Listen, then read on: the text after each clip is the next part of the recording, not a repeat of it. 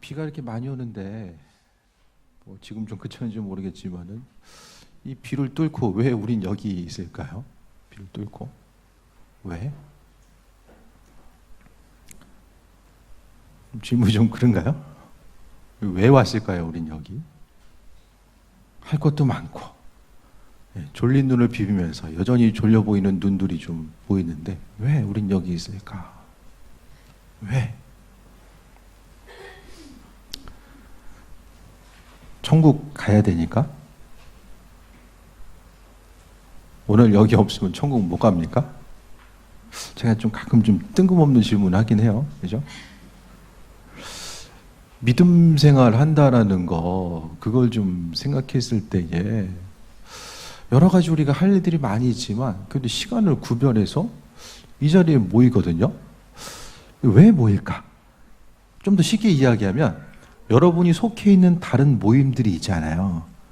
각각의 모임들, 친목 모임이 될 수 있고, 가정이나 사회 공동체 가운데 여러 가지 모임이 있는데 그 모임과 교회 공동체 가운데 모임은 뭐가 다를까요? 좀 더 착하고 선하게 좀 살아보자. 그것도 아니에요.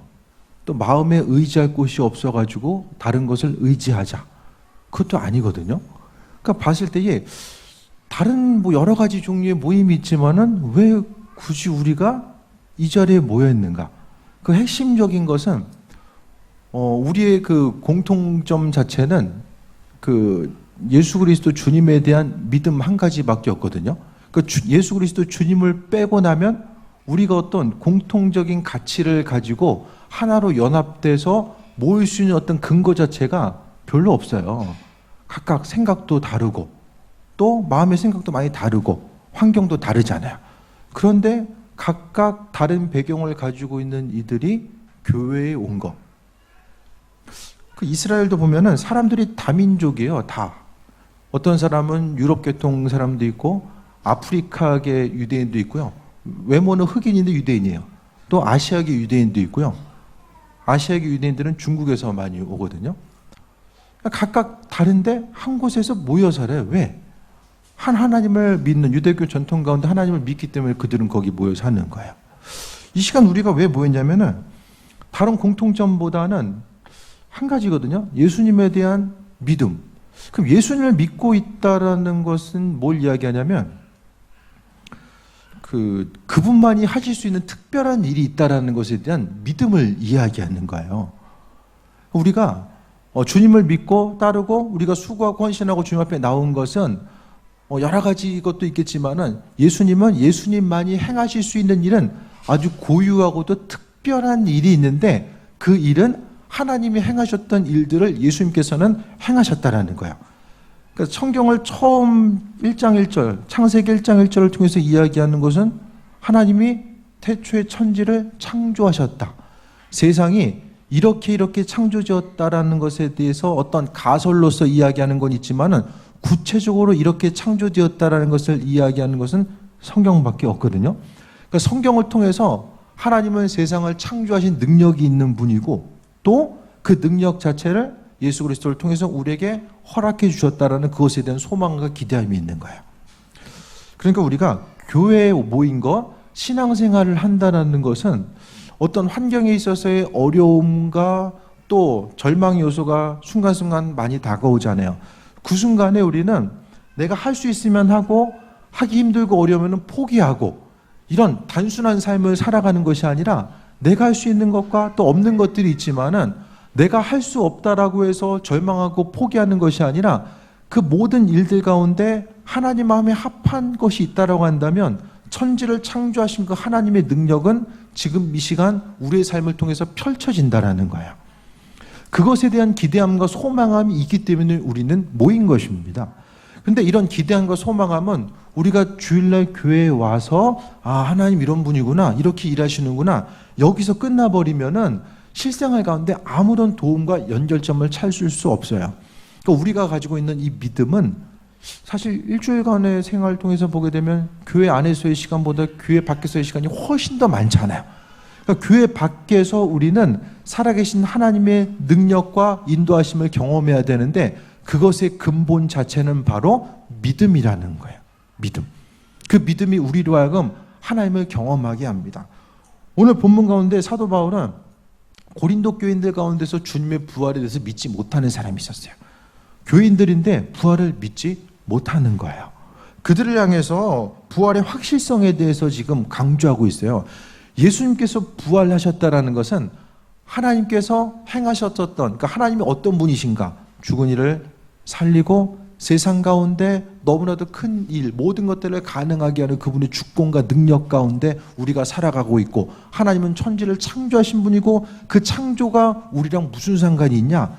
그 하나님의 창조 능력은 모든 것을 창조하고 나서 봐, 내가 다 창조했어, 이것을 자랑하는 것으로 그치는 것이 아니라 그분께서 창조하셨기 때문에 우리의 한 사람 한 사람의 일상생활 가운데 깊이 개입하시고 함께 하셔서 그분의 일들을 행하신다라는 거예요. 그것 때문에 창세기 1장 1절이 중요한 거예요. 성경에 하나님의 존귀한 그 말씀 가운데 처음 시작을 내가 세상을 창조했다, 그것을 말씀하고 있어요. 그러니까 우리가 지금 나와서 예배하고 찬양하고 마음의 중심을 두고 있는 그분은 세상을 창조하신 분이에요. 그것에 대해서 먼저 생각하고 나아가야 됩니다. 그래서 신앙생활 한다는 것은 우리가 할 수 있으면 하고, 하기 어려우면 포기하고, 기뻐할 만하기 때문에 기뻐하고, 절망할 만하니까 절망하는 그 단순한 삶을 이야기하는 것이 아니라 하나님 은혜, 주님의 도우심과 인도하심 가운데 우리가 단순한 삶을 살아야 된다는 것을 말씀하고 있습니다. 조금 더 다시 말씀드립니다. 오늘 부활의 확실성에 대해서 이야기하는데, 사도 바울이 그가 어떤 사람이었어요? 하나님 믿고 있으면서 그의 일상을 통해서 구체적으로 하나님의 살아계심과 인도하심을 어떻게 예수님의 부활을 경험함을 통해서 그는 깨달아 알게 됩니다. 그는 이전의 삶의 모습은 제가 전에도 말씀드렸지만 사도 바울은 예수님이 안 만나줬으면 변화되기 가장 힘든 부류가 바울이에요. 단순하고 지나친 열심을 가지고 있고, 또 그가 가지고 있었던 학문적인 배경은 신앙적으로 열심을 내서 본질을 향해 나가기보다는 스스로 가지고 있는 생각 가운데 하나님의 형상을 꽤 맞추게 됩니다. 하지만 그가 부활하신 예수님을 만나고 나서 완전히 변화되는 삶을 살게 되는데, 오늘 말씀을 통해 2절에 보면 너희가 만일 내가 전한 그 말을 굳게 지키고 헛되이 믿지 않으면 그로 말미암아 구원을 받는다. 믿는 것에 있어서 헛되이 믿는 게 있다라는 거예요. 그 헛되이 믿는 게 뭐냐? 그러니까 믿음 생활하는 것은 정말 우리 10년 가운데 그 구원이라는 것은 영혼 구원, 죽은 이후에 천국으로 가는 영혼의 구원도 있지만은 다른 한편 생각해 봤을 때에 삶에서 순간순간 만나게 되는, 우리로 하여금 낙심하게 하는 그 수많은 일들이 있잖아요. 그 일들 가운데서도 구원하시는 분이 바로 하나님 한 분, 그리스도 예수께서 우리를 구원하시는 분. 삶의 순간순간마다 지금까지 살아오시면서 아쉬움 없으니까 아쉬움? 좀 아쉬운 거. 인생이 두루두루 다 만족하십니까? 삶의 순간순간마다?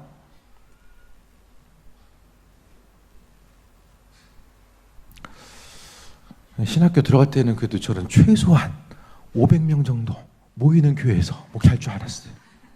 최소. 미니멈 최소. 왜? 하나님께서 너무나 많은 확신을 주셨기 때문에. 그래도 저는 내가 딴 거 하고 싶지만은 그래도 하나님께서 목회하라고 하셨기 때문에 나는 목회한다. 그러니까 할 말이 있었어요. 내가 뭐 다른 것이 아니라 말씀에 순종해서 목회했기 때문에 주님께서 이루실 것에 대한 소망과 기대함이 있었던 거죠.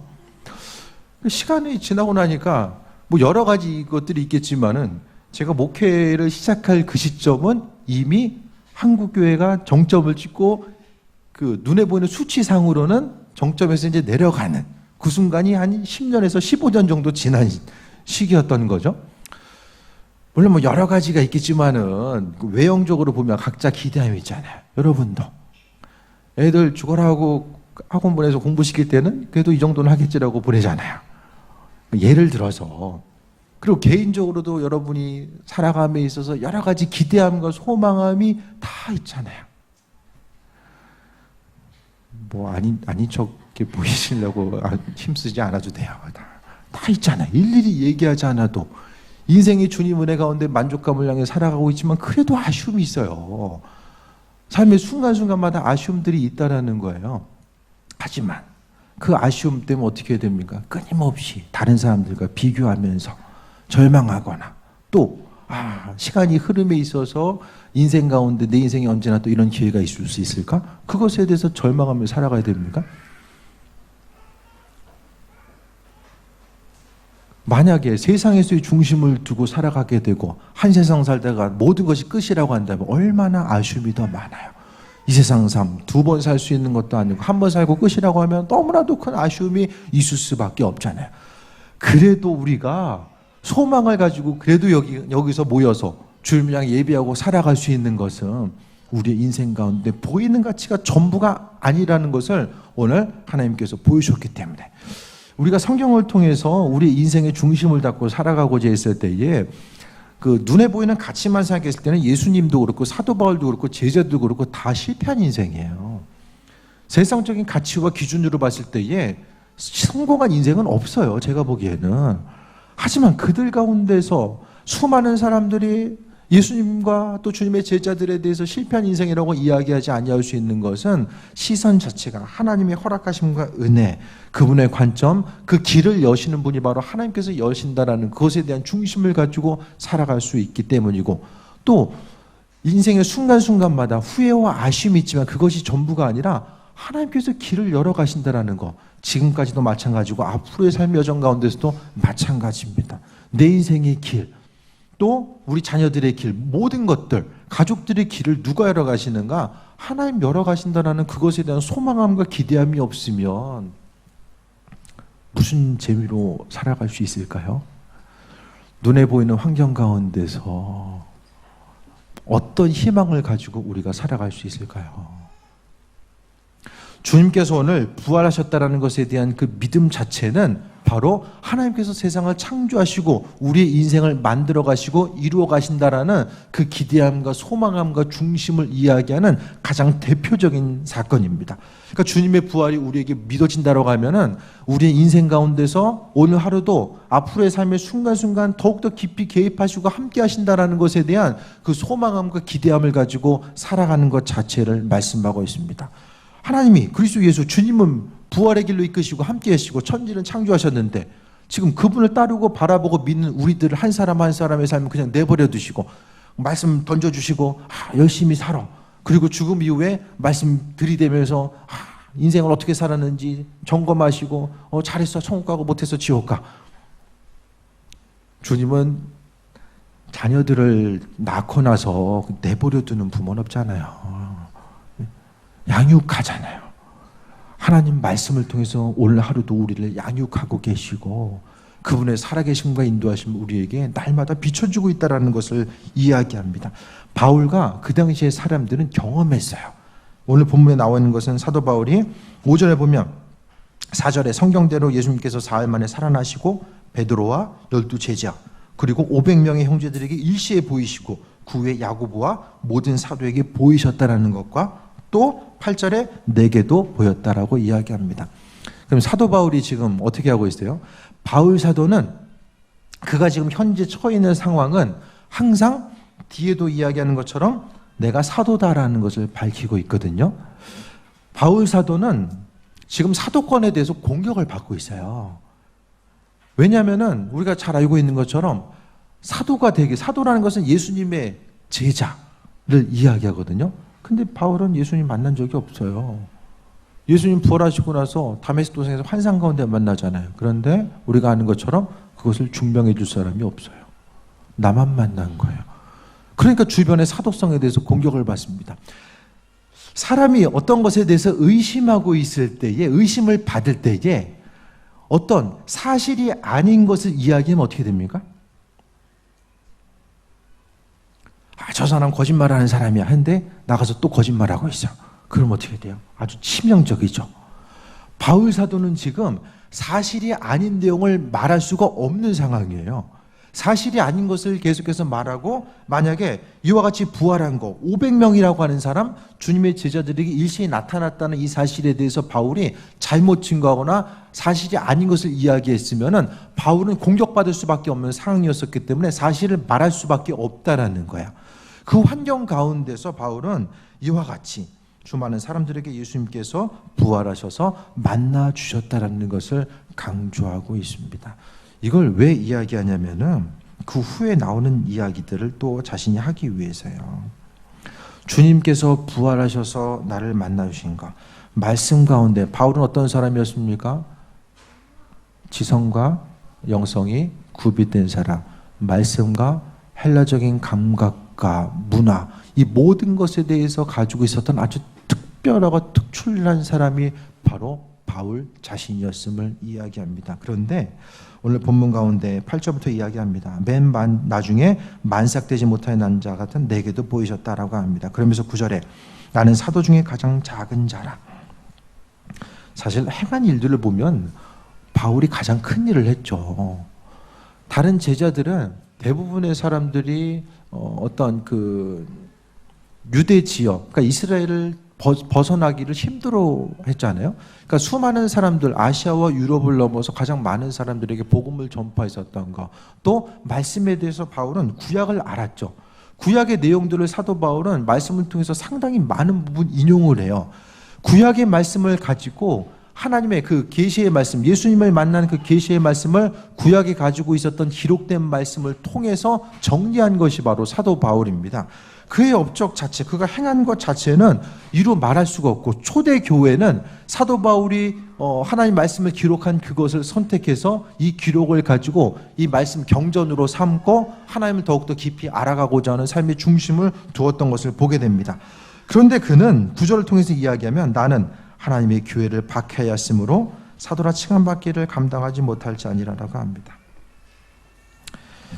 그러니까 우리가 어떤 삶을 살았는지는 주님 만나봐야 구체적으로 우리가 알죠. 내 믿음 생활이 어땠고 내가 지금 온전한 방향성으로 나아가고 있는지는 사도 바울도 예수님을 만났을 때 알았어요. 스스로 옳다라고 여기는 가치관, 믿음 생활은 이런 거야, 내가 생각하는 믿음 생활은 이런 거야라는 각자 기준과 가치가 있잖아요. 그런데 그것이 정말로 옳은 것인가 하는 것은 주님의 말씀에 비춰보지 않으면은, 그분께 묻고 그분 만나지 아니하면은 불가능하다라는 거예요. 사도 바울은 교회를 박해하는 자였습니다. 스데반 집사가 돌로 맞아 순교했을 때 그것을 주도적인 역할을 했던 것이 바로 우리가 아는 것처럼 바울이죠. 거기서 모자라서 며칠 거리를 움직여야 되는 그 다메섹이라는 곳에 가서 믿는 사람들을 박해하는 것, 이스라엘 예루살렘을 벗어난 지역까지 가서 믿는 사람들을 죽이고 박해하기 위해서 움직이는 거죠. 수많은 그리스도인들의 주님을 믿었던 사람들이 바울 때문에 피해를 당하고, 그의 소문, 바울하면 믿는 사람들을 잡아 죽였었던 가장 악한 사람의 대명사가 바로 바울이었어요. 그런데 하나님이 자신의 교회를 박해했기 때문에 사도라 칭함받기를 감당하지 못한 사람, 우리는 어떻습니까? 우리가 교회로 하나님께서 불러주셨잖아요. 교회 밖에는 수많은 사람들이 있는데 우리를 불러주셨어요. 왜 불러주셨습니까? 하나님이 나를 왜 불러주셨죠?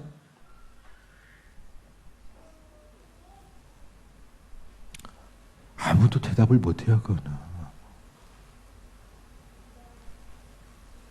아무도 대답을 못해요.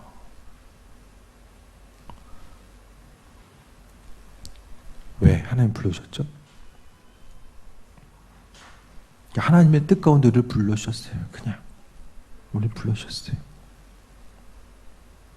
그것을 우리는 은혜라고 이야기합니다.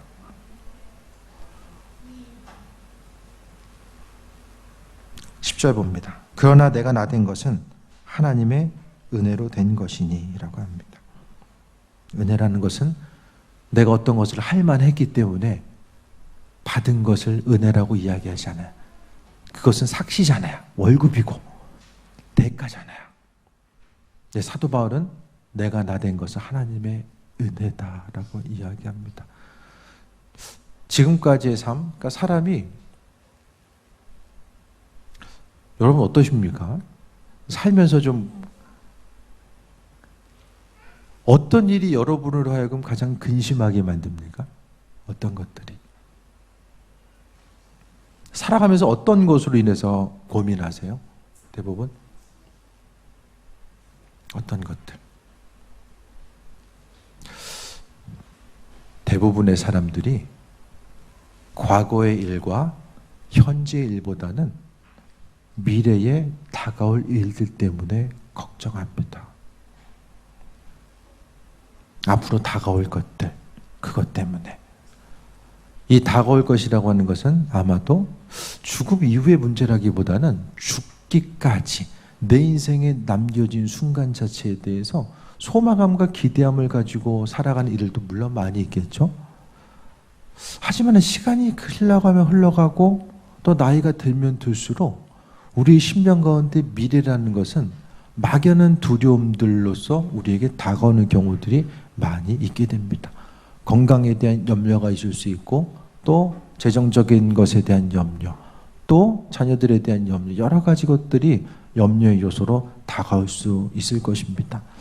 그런데 생각했을 때에 미래에 관해서 확실하게 이야기할 수 있는 것은 하나님께서 함께하신다라는 것이고, 그것에 대한 근거 자체는 오늘 사도 바울이 이야기했던 것처럼 나의 나된 것은 하나님의 은혜라는 것.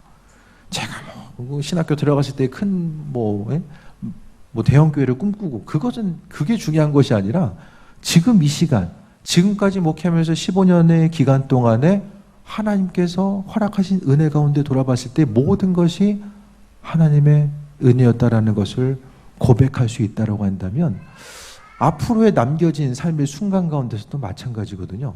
그 모든 것이 다 하나님의 은혜일 것이다라고 우리가 믿음 가운데 고백할 수 있으면, 그 모든 것 가운데, 그 믿음의 고백 가운데서는 중심은 내 삶에 있어서의 길은 하나님께서 여신다라고 하는 그것을 근거로 해서 우리가 이야기하게 됩니다. 그러니까 사도 바울은 나의 나된 것은 하나님의 은혜로 됐다. 자신이 믿는 사람들을 박해하고 죽이는 입장에 있었지만은 지금까지 쓰임받을 수 있는 것, 변화돼서 쓰임받을 수 있었던 것 자체가 하나님의 전적인 은혜였다라는 것. 그러니까 여러분이 지금까지 인생을 살아오면서 만족한 부분도 있을 것이고, 좀 감당하기 힘들고 후회되는 부분도 있겠지만은 그 모든 것들이 다 하나님의 은혜라는 것. 물론 힘들고 고통의 순간도 마찬가지입니다. 하나님께서는 그 고통의 순간을 통해서도 우리의 삶을 통해서 이끄시고 인도하시고, 정말 성숙한 신앙의 모습은 그 어려움의 순간이라고 할지라도 그 순간이 하나님의 은혜였음을 고백할 수 있는 거예요. 바울의 삶을 통해서 봤을 때에 눈에 보이는 환경을 통해 돌아보게 되면 그는 결코 하나님의 은혜라고 이야기할 수 없어요. 예수님 만나고 나서 모든 것이 바뀌게 됩니다. 영적으로 하나님 원하시는 삶으로서 귀하게 쓰임받는 사역자로서의 삶을 살았지만은 육적으로 보여진 상태 가운데서는 그는 가진 것들을 다 잃어버려요. 가족들과의 관계성 끊어지고요. 그가 가지고 있었던 유대교에 있어서의 배경적인 것들이 끊어지게 되고, 또 로마 시민권을 가지고 누릴 수 있었던 것, 그것 또한 역시 사용하지 못하고 대부분이 끊어지게 됩니다. 환경 자체, 보여지는 것 자체 다 단절됐어요. 그런데 바울 사도는 하나님의 은혜라고 이야기합니다. 삶의 순간을 통해서 정말로 잃어버린 것에 대한 상실감 자체, 어떤 것을 잃어버리는 것이 우리에게 가장 큰 아픔으로 다가올까? 건강을 잃어버리고 재물을 잃어버리는 것이 정말 중요한 것처럼 보이는데, 그것에 대한 상실감이 우선이 아니라 내 삶에 있어서 그리스도 예수 그분의 자리를 잃어버리고 살아간다는 것, 또 삶에서 진정한 방향성과 목표 자체가 무엇인지 모르고 살아가고 그것을 잃어버리면서 살아가는 것이 가장 큰 고통과 어려움의 요소가 될 수 있다는 것을 우리는 기억해야만 합니다. 오늘 본문 말씀 다시 한번 보겠습니다. 10절 말씀 보면, 그러나 내가 나된 것은 하나님의 은혜로 된 것이니 내게 주신 그의 은혜가 헛되지 아니하여 내가 모든 사람보다 더 많이 수고했으나 내가 한 것이 아니 오직 나와 함께 하신 하나님의 은혜로다라고 합니다. 눈에 보이기에는 많은 일을 했는데 다 돌아보니까 그 수많은 일들을 행할 수 있었다라는 것이 하나님의 은혜였다라는 것을 이야기합니다. 여러분 인생 가운데 하나님의 은혜는 무엇입니까? 지금까지 이루었던 모든 것들 가운데 여러분의 수고와 노력과 열심에 의해서 그 모든 것들이 이루어졌습니까? 돌아볼 수 있게 되길 바랍니다. 그 모든 것들을 이룬 거. 바울 사도는 본인이 움직이고 본인이 말씀 전하고 본인이 했잖아요. 그런데 모든 것들이 다 하나님의 은혜였다고 고백하는 거예요. 사람이 현실 가운데서 어려움을 느끼는 것은 그때 내가 더 열심히 했었어야 되는데, 내가 더 이렇게 했어야 되는데. 삶의 소스의 중심 자체가, 그러니까 가장 기본적으로 우리 인생 가운데서 살아올 수 있음이 하나님의 은혜였음을 고백하는 사람들은 미래를 향해서도 우리가 나아가면서 좌절하거나 절망하지 않아요. 모든 일들 가운데 그분이 행해 오셨고 앞으로도 행할 것에 대한 기대함과 소망함을 가지고 살아갈 수 있기 때문입니다. 그래서 모든 거 수고를 많이 했지만은 내가 한 것이 아니라 하나님의 은혜. 그러니까 이 시간을 통해서 하나님의 은혜라고 하는 이 한 글자 다시 한번 돌아보게 되길 바랍니다. 모든 것이 하나님의 은혜라는 것은 내가 수고하고 노력했기 때문에 하나님께서 우리에게 베풀어 주시고 인도하시고 주신 것, 우리가 이것을 했기 때문에 그것에 대한 대가와 보상으로서 준 것이 은혜가 아니라 내가 나된 거, 나 그대로 하나님께서 우리를 창조하시고 인도하셨기 때문에 아버지께서 은혜 가운데 베푸시고 인도하신 것, 그것이 다 하나님의 은혜입니다. 우리는 내일 하루를 알 수 없습니다. 그래도 알 수 없다라고 해서 근심 걱정 가지고 내일 무슨 일이 일어날까, 그것만 뚫어지게 바라보면서 걱정하지 아니할 수 있는 것의 중심 자체는 지금까지 우리가 하나님의 은혜로 살아왔기 때문입니다. 하나님의 은혜로 살아왔다는 것을 믿는 사람들은 내 인생의 길을 여시는 분은 하나님께서 길을 여신다는 것, 그것에 대한 소망함과 기대함을 가지고 살아가는 것 자체를 말씀하고 있습니다. 여러분의 삶의 순간순간 각자 또 내일 하루의 삶을 통해서 눈을 뜨고 아침을 시작했을 때에 또 습관적으로 반복되며 내 앞에 다가오는 그 해결해야 될 것들, 어려움의 요소들, 또 뚫고 나가야 될 것들, 기도하고 하나님께 맡겨야 되지만은 여전히 내 삶을 괴롭히는 그 수많은 문제들 앞에서 우리가 어떤 마음의 중심과 자세를 가지고 나아가야 될까, 그것에 대해서 생각했을 때에 모든 것이 다 하나님의 은혜였음을 믿음으로 고백하면서 살아가는 것입니다. 목회하면서 목사님들이 이제 설교 때문에 많이 어려움을 겪잖아요. 설교를 뭐 한 달에 한 번, 일주일에 한 번 하면은 큰 부담 없을 텐데 교회가 작을수록 자주 해야 되잖아요.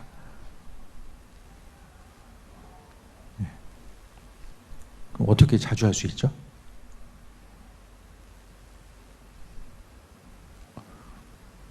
설교 준비를 어떻게 하죠? 저는 설교 준비할 때마다 하나님의 은혜를 생각하게 돼요. 설교할 때마다 다른 것도 있지만 말씀 전할 때 가장 저는 하나님의 은혜다 생각해요. 저는 설교 준비하는 게 별로 어렵지 않아요.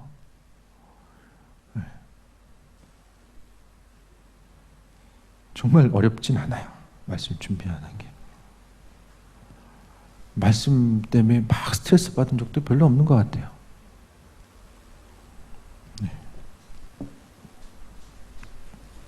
중심 자체는 말씀 전하는 것도 주님이 하신다라는 그 소망함. 그러니까 각자 이제 주신 달란트가 있잖아요. 그 달란트 자체를 하나님께서 이 말씀을 통해서 돌아보면 주신 것 같아요. 그래서 말씀 전할 수 있는 것도 하나님의 은혜입니다.